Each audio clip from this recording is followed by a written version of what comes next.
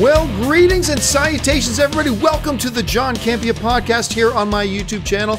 I, of course, am your host, John Campea, and I'm so pleased you've decided to join me today. Now, you might notice that the John Campea Podcast is going up just a little bit late today. Reason being is I was getting ready to start doing the podcast, and this little tiny piece of news dropped about J.J. Abrams is now directing Star Wars Episode 9. I'm not going to go into it a lot here. The video is up on my YouTube channel. You can check that out. And today is Tuesday, so that means it's Star Wars Talk Tuesday. It's going to come a little bit later today.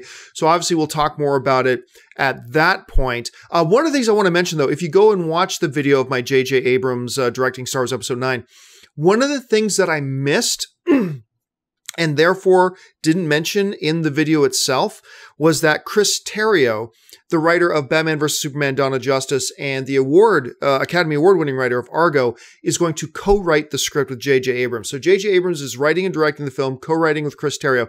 And I missed the part about Chris Terrio in the initial video. I did put that in the title. I put it in the comments section as well that I missed that. So my apologies for that. So if you go and check out that video, keep that in mind, which it's not really all that relevant because the main point of the video is for me to react to the news of J.J. Abrams directing. And I think it's pretty good news. Not my first choice, but I think it's a pretty solid choice. And I explain more in that video, so you can check that out there. Man, whole lot on it. Yesterday, of course, it was announced that Patty Jenkins, the wonderful director Patty Jenkins, has come back on to direct Wonder Woman 2. I've got a video up for that too. It does bring up one point though. God, I hate internet trolls because, I put up this video about her coming back to direct it and that it's good news. And I got a couple people writing to me saying, "Oh, John, you're a hypocrite. You put up a video saying that she wasn't going to come back." I'm like, what? I never put up a video saying she wasn't going to come back. And they go to this video I made about a month and a half ago where the title was why Patty Jenkins wouldn't come back to direct Wonder Woman 2. It's not that why Patty Jenkins won't, it was why she wouldn't. The point of the video and what I said in the video was, oh, she's coming back. I put my money on her coming back. I think the odds are that she's coming back. But if she didn't, here are the reasons why she wouldn't. These are the reasons why she might consider not coming back. That was the point of the video, but it's that kind of stuff that you got to deal with. First world problems. Anyway, let's get on with some stuff today here. This is how today's show is going to run. I got a number of items from the world of entertainment I want to talk about, and then I'm going to go to the topics that you guys have sent in to me. How do you send a topic or a question in to me here on the John Campea Podcast? It's real simple. Just email me anytime at thejohncampeapodcast@gmail.com. Email me at thejohncampeapodcast@gmail.com. Write on in your questions. I can't get to all of them, but maybe you'll see your question pop up here on the John Campea Podcast. All right, with all that out of the way, let's get to the first topic today. Yesterday, the first trailer for the new, I believe, George Clooney film, Downsizing, because not that Clooney is starring in it, and it's actually being directed by Alexander Payne, my bad. I was thinking of something else. Anyway, called Downsizing, finally came out. It's got Matt Damon, it's got Kristen Wiig, it's got Christoph Waltz, it's got Hong Chow, I didn't know what this movie was going to be about. I mean, I started reading about it a while ago. I saw a teaser of the trailer that came out a while ago, and that was actually okay. Oh, why is Matt Damon right in my face? Let's get Matt Damon out of my way here. So there was a teaser of the trailer. Thank you, Matt. There was a teaser of the trailer that came out that didn't give me any indication what this movie was about. I had no idea. I thought it was about, the status in America when people lose their jobs. That's what I thought it was going to be about. Turns out it's kind of a little bit of a sci-fi film about what happens in the world if somebody discovers the technology to shrink people. And you know what? I got to admit, I'm fascinated. I'm absolutely fascinated because it sounds like it's not just a sci-fi kind of film on that level. It sounds to me like they're going to talk about the issues of global overpopulation as well, which is a huge and important topic as well. But it looked pretty good. I actually really liked the trailer. The whole idea about creating new civilizations in a tiny world, and they're not like microscopic, they're about this tall.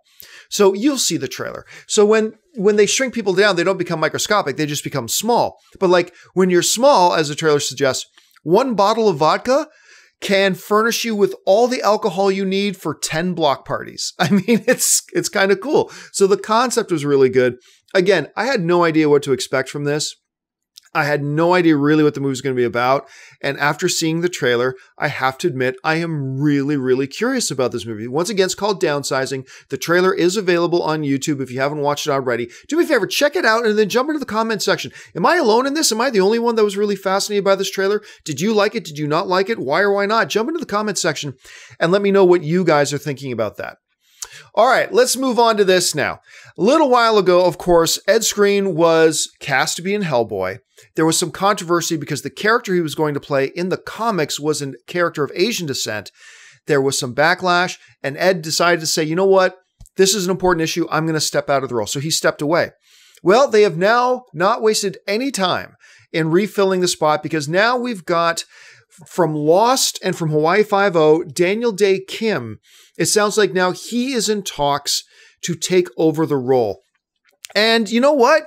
I'm all for it. Like I said before, I would have been perfectly fine because generally speaking, I generally don't care about the race of actor characters. I don't care because this is the movie. And if in this movie, this character happens to be Mexican instead of British, I don't care. I don't care if he was British in the original source material. This is the movie. That's fine. I don't care if in the movie you wanted to make him a black character, whereas in the comics he was a white character. I don't care if you want to make a white character where he used to be an Asian character. I don't care if you want to make an Asian character. Most of the time, there are exceptions. Johnny Depp playing Tonto. Come on. That was so stupid. Anyway, there are certainly exceptions, but generally speaking, I don't really care one way or another. So I would have been fine if Ed Skrein had kept the role, but I admired the fact that he stepped down.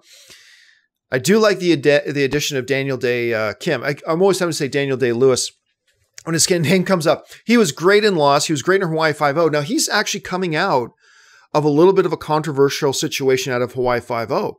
He's been one of the 4 lead stars on Hawaii Five-0 since the beginning of the show. That show's been on for years now.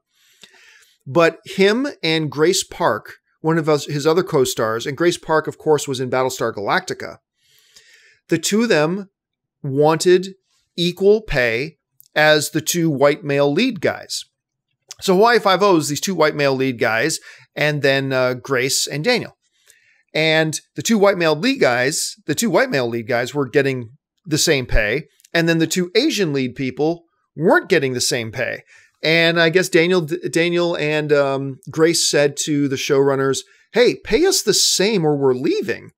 And they wouldn't pay them the same. They wouldn't give them the same deal as they would their white counterparts in the show. And I gotta admit, that makes me raise my eyebrow. Like these are the 4 leads of the show. Why will you not pay them equally? And why does it just so happen that the 2 that are getting paid more just happen to be white dudes? I gotta admit, it raises a little bit of an eyebrow for me. But anyway, I'm not accusing anybody of anything. I'm just saying on the surface, and maybe there's a lot more under the surface, on the surface it raises a bit of an eyebrow for me. So you got Daniel now moving from one controversial situation in Hawaii Five-0 over to another semi-controversial situation with Hellboy, although it seems like now with his casting, that controversy, at least with this one motion picture, will be laid to rest for now.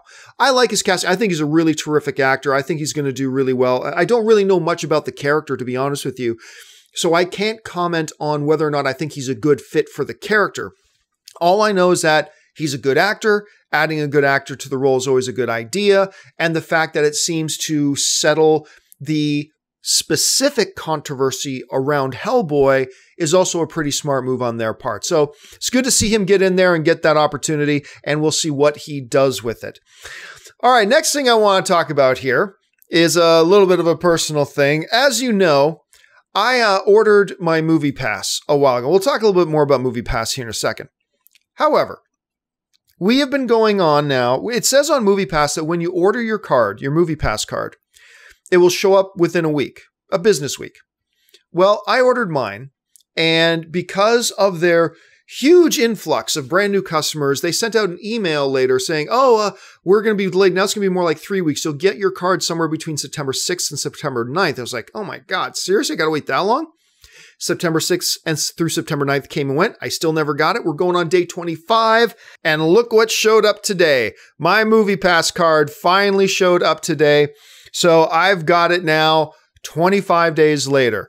I'm excited and I'm extremely pessimistic at the same time. Here's why I'm excited. Most of you know this is how MoviePass works. I put up a full video explaining it, but I'll just give you a rundown here in case you're not familiar with it. What happens is, you can see right here in the graphic, there's a MoviePass app. You put the app on your phone. This is after you've already ordered your card. And basically, you go to a movie theater. You have to be within 100 yards of the movie theater. You can't order your movie tickets online in advance and buy them from home. You have to be at the theater, or at least within 100 yards of the theater. You open up the app on your phone. You select the theater that you're at. You select the movie and showtime you want. And then that tells MoviePass what movie you want to go see. At that moment, MoviePass will automatically and instantly load that much money onto your MoviePass card. Then you just go to the kiosk and buy a ticket like you would normally, except instead of using your regular credit or debit card, you use the MoviePass card to pay for it, and that buys you your ticket. You can see one movie a day, and it's $10 a month. Now, for somebody like me, where my local movie theater, which is I'm right beside the AMC Burbank 16, the normal movie ticket price for like a Wednesday night is over $15. So if I go to see one movie with my MoviePass card, which I paid $10 a month for, then it's more than already paid for itself. You see what I mean? So it's a great deal. Here's where I'm a little bit worried, though. I get worried about the potential sustainability of this business. Because if I go to see 4 movies this month, that's $60 in movie tickets that MoviePass is going to have to pay the AMC theater that I go to. That's $60, but they're only getting $10 from me. So that's a $50 loss that month. Heaven help them if I go to see 10 movies this month or if I see 20 movies this month. But the big reason I'm a little bit concerned is how smart are the people running this company? I am concerned. I'm a little bit teed off and I am concerned that are you so inept and incompetent that, number one, when you relaunched this deal at $10 a month, you didn't know there was going to be a big influx of people. Are you that dumb that you didn't know that? And if you did know there was going to be a huge influx of people, why were you not prepared for it? Why weren't you prepared for it? And if you knew you couldn't quite be prepared for it, why not tell people in advance? Why not tell people, hey, we just started this new deal. By the way, your card is going to take 3 to 4 weeks to arrive. Instead, you just kept telling people it's going to arrive in a week. Come on, sign up. It's going to arrive in a week. So it's like, if you are that bad at running your business that you didn't know the obvious and you weren't honest up front with your customers, it does make me a little bit concerned about your competence to run this business and to make this whole thing work. As good of a deal as it looks on the surface, I'm concerned about the people running it. And can this actually be sustainable? And can it actually, if it's being run by people who couldn't even manage the launch of the product, how badly are they going to handle it when the company starts losing money? How badly are they going to handle it when, anything goes wrong? I don't know. Maybe I'm being overly pessimistic. Granted, that's fair. Maybe I'm still just letting the fact that I'm kind of ticked off about the fact that it took so damn long for this card to get here, and that every time they told me it was going to show up, it never showed up, and they're so bad at responding to customer support requests. But it's a damn good deal. If it works, this MoviePass thing is a damn good deal. That could mean a lot of business for the movie theaters. It'd be great for film fans. You pay $10 a month and you can go to see 4 or 5 movies. That's a great deal. So I'm going to use it today. I'm going to use my MoviePass card today. I will update you guys on my experience with using the card and see how all that goes. All right, now with all that out of the way, let's get on to the topics and the questions that you guys have sent in to me. And we're going to start off with one question from one of my Patreon supporters. Again, let me do my daily Patreon plug. This channel is made possible, and the 70 to 100 videos that I make every month for you guys is made possible by my Patreon supporters, because I do this full time. My Patreon supporters, check out this URL, www.patreon.com/John Campea, and see if being a Patreon supporter is for you. We do audio only versions of the podcast and of Star Wars Talk Tuesdays. That's only for the Patreon supporters. We've got an exclusive Facebook group that I'm in there all the time. We do Q&As and we talk to each other in there. There's other benefits as well. Go check it out and see if being a Patreon supporter is for you. And if you can be one of the people that makes this show possible. And if not, that's totally fine. I'm just glad you're here being one of our viewers. All right, now let's get to that question from my Patreon supporter. And the question today comes from Patreon supporter Sebastián Trujillo del Rio, who writes, "Hey, John, what do you think about what happened to your colleague, Chris Stuckmann? It seems Universal Pictures is strategically targeting his negative reviews of their films, taking down only bad reviews of their films, claiming copyright infringement. Has it happened to you? Thanks for your videos." All right, thanks a lot for the question, Sebastian. And yeah, for those of you who don't know, Chris, one of the more popular YouTube film critics, why can't I speak this morning? Chris Stuckmann had started tweeting last night about the fact that Universal has been making some copyright claims against a couple of his movie reviews. In particular, the ones he shared are The Mummy and Atomic Blonde. Now, I want to clear a couple things up here before I get into the meat of this. Clear thing up number one, Universal has not been pulling to the best of my knowledge, they have not been pulling Chris's reviews off. They've not been pulling his reviews down. What they have done, and what copyright claimers have a right to do in YouTube, is to say that, hey, okay, I'm putting a copyright claim, and what that can do is either, A, they can pull your video down, but Universal did not pull his reviews down. What they've done is, basically now, any revenue generated by those reviews, starting now, as of when they file the copyright claim, not all the money he's already made on those reviews, they get the revenue for those reviews, or they turn off the revenue on those reviews, those specific reviews. Now, The Mummy came out a long time ago. Chris has already made whatever amount of money he was going to make on that review, he's already made the vast majority of it, so that's fine. Atomic Blonde came out a long time ago. Whatever money he was going to make on those views, he's already made the lion's share of it, so that's fine.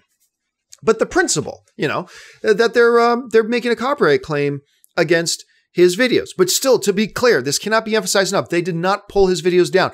The last time I checked, both of those videos were still up and online and able to be viewed.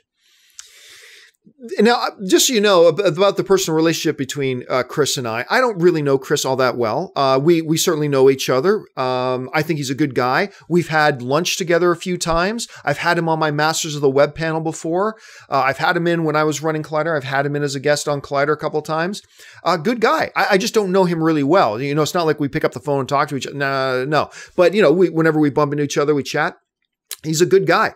And he's there are two preeminent YouTube film critics, and that's Chris Stuckmann and Jeremy Jahns. And they are the complete opposite. Remember how I described the other day that the two greatest comic book movies are like the polar opposites of each other. Like you got Avengers and you got The Dark Knight, and they're two sides of the same coin. One movie represents the very best of comic book movies in the sense of fun and entertainment and action and all that kind of stuff. And that's the Avengers. Then you got on the other side of the coin this other movie that represents the other stuff that is the very best of comic book movies. The mythology, the tension, the deep plot, all that kind of stuff. They're two of the best, and yet they're two completely different. Jeremy Jahns and Chris Stuckmann are like that. Jeremy Jahns, one of the best, but he's very animated and entertaining, and all that kind of stuff, but very good at what he does. On the other side, you got Chris Stuckmann, who's more subdued, a little bit more methodical, and very good at what he does. So he's a very good critic. Now, the reason this has all happened is because Chris Stuckmann, and others do it as well, but Chris is one of the guys who chooses to use clips from trailers in his reviews. So it's not just him on camera talking, it's him on camera talking, and then he puts the trailer over top of himself. So you're looking at the trailer as you're listening to him review the film. Now, theoretically, that is copyright infringement, but theoretically, there is the fair use doctrine, which is not as cut and dry. A lot of people think fair use is an automatic thing. No, it's not. Fair use is a very complicated, a lot of gray area with fair use and all that kind of stuff. But anyway, generally speaking, though, it should fall under fair use, that you're using the clip to educate and criticize and give criticism. And that's clearly under fair use doctrine. But at any rate, so he put that up. So Universal said, no, that's our content you're putting the video above. And we're going to claim copyright, because since that's our content, we should be able to claim the revenue from it. That's what Universal's saying. I'm not saying they're right or wrong. I'm just saying that's what they're doing. So it does create a bit of a situation. Now, again, they did not pull the video down. Chris has already made most of the money that he's written off it. Now, one of the things Chris said in his tweet, it's like, Universal is targeting my negative reviews. But the interesting thing is I watched his Mummy review, and Chris's Mummy review is actually one of the more positive Mummy reviews. At least more positive than most other critics. And most other critics just tear the crap out of that movie. Chris's review was there negative stuff in his review? Yes, but his review is actually one of the more positive reviews online. And it's still not all that great, but it is one of the more positive reviews online. I watched his Atomic Blonde review. Again, there are a lot worse reviews about Atomic Blonde. You know, Chris brought up a lot of very positive things and spoke very positively about the movie in certain contexts and talked negatively about in other contexts. But overall, it certainly wasn't a bashing review. It certainly wasn't anything like that. So I don't know that Universal is just targeting him to pull down his negative reviews. I think there might be more to it than that. But here's the thing. Whenever you put in movie footage or trailer clips or whatever, you're playing a dangerous game as a YouTuber. You're doing a dangerous dance that could go badly. It got so bad for us when I was at AMC and then as AMC turned into Collider, I passed a rule that said, we don't use trailer clips anymore for anything. We do not put trailer clips in our videos because it's just too unpredictable about what will happen. There was even this one time, I can't remember what the studio was, but what was the name of it? Machete 2 was coming out, okay? Machete 2 was coming out, and the studio sent us a little teaser trailer clip, and they asked us, the studio asked me, can you please put this in your show to promote it and talk about the clip? And then we're going to put the clip online. Can you please put this in your show? The studio asked me to do it. Okay. So we put that clip in that day's movie talk show. And sure enough, within about 7 or 8 hours, we had a content strike, and the whole show was pulled down, and we got a strike on our channel. And it was just like, what the hell? You guys asked us to put this up there. And, you know, there's just algorithms and, you know, in studios, there's one department in a studio that isn't necessarily talking to another department in a studio. And just because one part of Paramount says it's okay to do something doesn't mean the other part of Paramount thinks it's okay to do something. And then even if they say it's okay to do it, YouTube has their built-in copyright algorithms to protect copyright owners. And I understand that. That's fair. But it's just too unpredictable.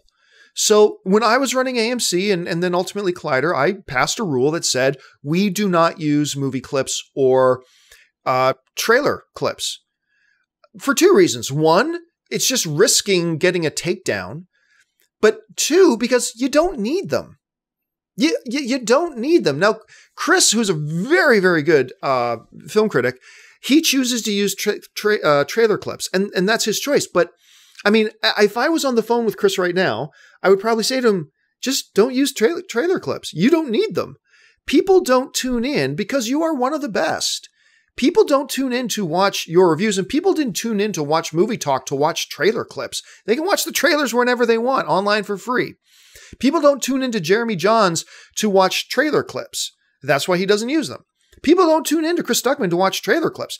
They will tune in to watch Chris or Jeremy or whoever or me or any of the other film reviewers out there. They tune in to watch your opinion and to watch you talk about this subject. That's what they're tuning in for. Should you be allowed to freely use, because of the doctrine of fair use, things like trailer clips? Yeah, in principle, but they're not important. It's not important for you to have trailer clips in your reviews. You don't need them. They're watching you for you. You are the attraction in the video. This is what I would say to my friends at Screen Junkies, to Jeremy Johns, to Chris Stuckmann, whatever. People are not tuning in to watch trailer clips. They're tuning in to watch you. You are the attraction. You are the draw. You are the reason people click on your video. So why use trailer clips? There's no advantage. There's a little bit of an aesthetic advantage, but who cares?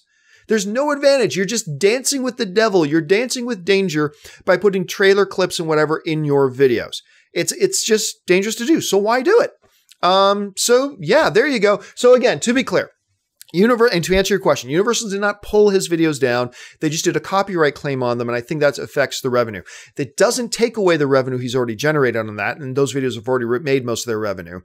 And it's all around the copyright issue. In theory, should fair use doctrine protect it? In theory, yes. And there's been some very famous lawsuits going on about fair use in the YouTube world recently. But really, in this specific case about being a YouTube film critic and using trailer clips, you don't need them. You don't. And if you're a young YouTuber and you want to use movie clips in your thing, if you're relying on movie clips to think people are going to watch you because you put in trailer clips, then you shouldn't be doing this in the first place. So anyway, my advice to Chris would be, not that he has asked for my advice at all, but my advice to Chris would be, Chris, your reviews are really good. People tune in for you. Just don't use them. Just don't use the trailer clips. Who cares? Anyway, that's just my thought on it. Maybe you have a different opinion. Jump into the comments section below and let me know your thoughts. All right. Move on now to the next question and topic today. And this one comes to us from another one of my Patreon supporters, David Lloyd, who writes, "Hey, John, have you watched a film that you recognize is a masterpiece, an excellent filmmaking? However, it's difficult to watch due to the psychological impact it has. Example, The Pianist. Thanks for answering my question and keep up the good work." Well, thank you so much for the question, David. And yeah, The Pianist is definitely one of those movies that will leave you shaken. It's a powerful movie. Schindler's List is another one, but one that I've seen recently that really, it's a brilliant filmmaking. It's a brilliant film. And I believe it's going to get some Oscar buzz. But I will never watch it again because I mean, I'm glad I saw it, but it's just very uncomfortable to watch. And that's Detroit. Detroit, which still might be in a theater near you if you check it out. If not, I'm sure it'll be on digital soon. Brilliant film. But man, I got to tell you, it's tough to watch because of what's happening in the movie. It's very uncomfortable to watch. It's very difficult to watch. And I'm sure that's exactly what the filmmakers were going for. And I would recommend everybody see it. I just don't know that I could see it again. I don't know that I could go back and watch that movie again. It's hard. Pianist is certainly a good one. As I mentioned, Schindler's List is another good one. I'm sure there are others I'm sure I could think about if I gave it more thought, but I just thought I'd give you one of the more recent examples of mine, and that's Detroit. Brilliant film, super well done. Will get some Oscar buzz, but man, I don't think I'm ever going to be able to watch that movie again. All right, thanks a lot for the question, man. We move on now to the next question. And the next question today comes to us from Desmond Kingston, who writes, "Hey, John, love your stuff. Thank you so much. I heard you talking about how you just saw Hamilton, and I was wondering your opinions on musical theater and musicals in film. What are some of your favorites? I particularly was curious about how you felt about the 2005 Rent movie directed by Chris Columbus." All right, thanks a lot for the question, man. And you know what? I don't know why I had his name here for a second. Let me pull up Rent for a second. I quite enjoyed Rent, actually. I didn't think it was great, but I enjoyed it quite a bit. And if you are a fan of Flash, Jesse L. Martin, you can see him. Where is he? He's right there in the middle. He's the guy in the middle. So he, of course, plays Barry's dad in Flash. Rosario Dawson's in it. It's nice. Ty Diggs is in it. Julia Roth is in it. It's a nice little musical, and I enjoy it. It's kind of uplifting. Not one of my favorite musicals, however. If you really want to talk about my favorite musical, it's got to be Moulin Rouge. Moulin Rouge to me is just so good. So good on so many levels. And I can say this, I have never watched Moulin Rouge with a girl that didn't cry at the end. And a lot of guys I've watched Moulin Rouge with have cried at the end as well. But there's just something, it's so emotional and frantic and just an amazing use of sight and sound and color. And Ewan McGregor is so good in this movie. Nicole Kidman is so good in this movie. Yeah, my favorite musical is absolutely Moulin Rouge. As far as on stage theater, I admit I don't go to a lot. I do go to a few, but I don't go to, I'm not like Anne goes like every month. She goes to the Pantages every single month. But, some of my favorites of all time, Phantom of the Opera is fantastic. I wasn't all that big on Cats. I don't know why Cats was so popular. Anyway, the stage version of Beauty and the Beast. The Disney live stage version of Beauty and the Beast is my favorite one ever. I'm going to go see Aladdin in a few months. I'm hearing that's just killing it in New York. But Hamilton might be the best one I've ever seen. It's close between that one and Beauty and the Beast. Hamilton was just awe-inspiring and fun and powerful and just like all the hype about it. I went to go see it a few weeks ago. Me and Ann went to go see it here in Los Angeles. And, I don't expect it to live up to the hype. My God, it lived up to the hype and more. I cannot believe how much I like that thing. So if you get a chance to see Hamilton live on stage, by all means, make sure you go and see Hamilton live and on stage. All right, we move on now to the final topic of the day. And the final topic today comes to us from Gino Lioe-A-Tjam, who writes, "Big fan. Thank you so much, Gino. Now that Spider-Man has a decent shot at becoming the biggest box office superhero movie of the year so far, do you think there is a chance Marvel Studios will give Spidey more screen time than they originally intended in the upcoming Infinity War movie? And if not in that movie, perhaps the fourth Avengers movie?" Thanks a lot for the question, Gino. And yes, Spider-Man is, it may become the #1 comic book box office movie of the year so far, because it already passed Wonder Woman, it already passed Logan, and it's creeping up on Guardians of the Galaxy 2. Right now, Guardians of the Galaxy 2 is the #1 box office movie of the year. Comic book movie of the year, I should say. So it's sneaking up on that, and it may pass it. It might not, but it may. But even if it does, I talked about this in a video the other day, there are still 2 little films called Thor Ragnarok and more specifically Justice League that are still to come out. Justice League is going to be the #1 box office comic book movie of the year. I have no doubt about that. Let's put it this way, I'll be shocked if it's not the #1 comic book movie box office film of the year. It has to be. In a year where there's not another movie called Avengers, a Justice League movie damn well better be the #1 comic book box office movie. And I think it will be. I don't think it's going to have much trouble doing that. But with its success, the basis of the question is, will maybe now Marvel put more Spider-Man in? I don't think they will, and I damn hope they don't. Not because I don't like the character. I love the character. But that would just be that would be doing things some other studios do. It's like, oh, wait a minute. People seem to like that. Let's change our plan and do more of this. No, they already knew people would like Spider-Man. It's Spider-Man. Spider-Man in the comics-wise is one of the most popular characters of all time. They knew Spider-Man would be well received. They knew Spider-Man would do well. That was all fine. But they have their movie, and they're going to make their movie their movie.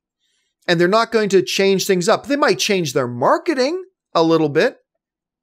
They might put a little bit more Spider-Man in the marketing for Infinity War. That might be the change. But will they change how much of a role he's got in the movie? No, I don't think they'll do that. And I don't think they should. That would be a mistake. You already have your script that you like, and you think this is the best script for this movie. Don't change things up now just because, oh, look, a lot of people went to go see that Spider-Man movie. They already knew Spider-Man was a popular character. So again, I think it will affect how they market it. Just look at Spider-Man Homecoming. Iron Man, Tony Stark, is not in a ton of that movie, nor should he have been in a ton of that movie. His role in that movie was actually a very good role. It was perfect. Using Tony Stark as the conduit to bring Spider-Man into the MCU was actually perfect. And I was kind of pessimistic about them using Iron Man and using Tony Stark. I thought, okay, this is just Iron Man 4. I was pessimistic about it. But as it turns out, he really wasn't in that much of the movie, and he did play a key pivotal role, and I think it was a great use of the character. But because Iron Man is a very popular character, and Robert Downey Jr. is very popular in that role, they used a lot of Iron Man in the trailers for the marketing. So I think with the success of Spider-Man, I think we could possibly see, I wouldn't be surprised at all if Marvel decides to put a little bit more emphasis on the Spider-Man character in the trailers, but I don't expect them to change their strategy at all as far as the movie itself goes and what they use in the movie and the content of the movie. All right, guys, that will do it for me for today's installment of the John Campea Podcast. Thank you so much for joining me. Hey, don't forget, like I mentioned a little bit later today, we've got Star Wars Talk Tuesday. Obviously, we need to talk about this J.J. Abrams thing. And Star Wars Talk Tuesday is the show that's much like the John Campea Podcast, except all the topics and questions I take from you guys are Star Wars-related questions. It's my most fun show. I have the most fun doing that show every week. So that comes up a little bit later this afternoon. Make sure you check back for that. While you're here, guys, take a second and click on that subscribe button. Become a subscriber to my YouTube channel. Make sure you're following me on social media. Right there, you can see me. Find me on Twitter at John Campea. That'll do it for me for now, guys. Thanks so much for joining me. And until the next video, bye-bye.